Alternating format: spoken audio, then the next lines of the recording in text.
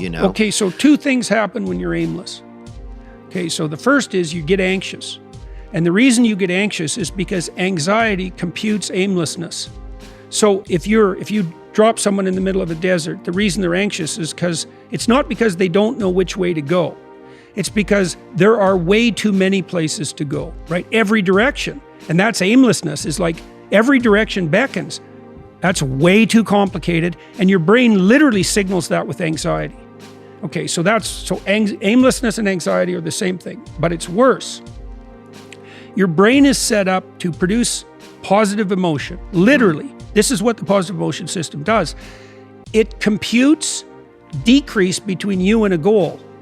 So if you have a goal and you see that you've done something that moves you towards it, your brain produces a dopamine hit, and that makes you feel good, and it strengthens the neural circuits that moved you forward. It does both of those. That's reward and reinforcement. And what that means is, if you don't have a goal, you have no positive emotion. And when people say, you know, they're aimless, they're partly telling you that they're anxious, but they're also telling you that they have no positive emotion. So then you say, well, what sort of goal should you have? Because that's the next question, right? And the answer to that is, well, ask yourself. And this future authoring program that I set up helps you do that. It's like, okay, here's the deal. Here's the deal. Maybe this isn't true, but maybe it is. You can have what you want in 5 years. But there's two conditions. You have to know what it is, and you have to aim at it, okay? Okay, so let's say you're willing to play that game. Might be wrong, because who knows, you're gonna get run over by a bus tomorrow, but you know, you're gonna play the game. Okay, now the next step is, all right, you probably wanna have an intimate relationship. Now maybe not, but probably, but assuming you do, imagine, pretend like you're a kid. You get to have an intimate relationship. What does it look like? What does it look like when your wife greets you when you come home from work? What does your sex life look like, right? What do you do for entertainment? How do you treat each other? You need a fantasy, just like a little kid playing house, right? Figure out what you want, write it down. Figure out what you could do to start moving towards that, okay?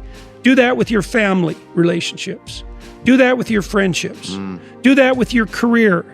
Do that with your education. Think about your misuse of alcohol and drugs and other things that might drag you down. If you want to drink, it's like, you want to be a bumbling Barney Gumble idiot?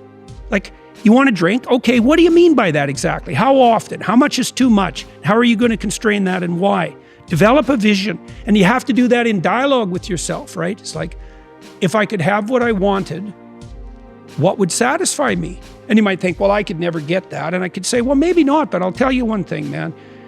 You can move towards it. And I know that everyone who knows the underlying neuroscience knows this. Almost all the pleasure is in the moving toward.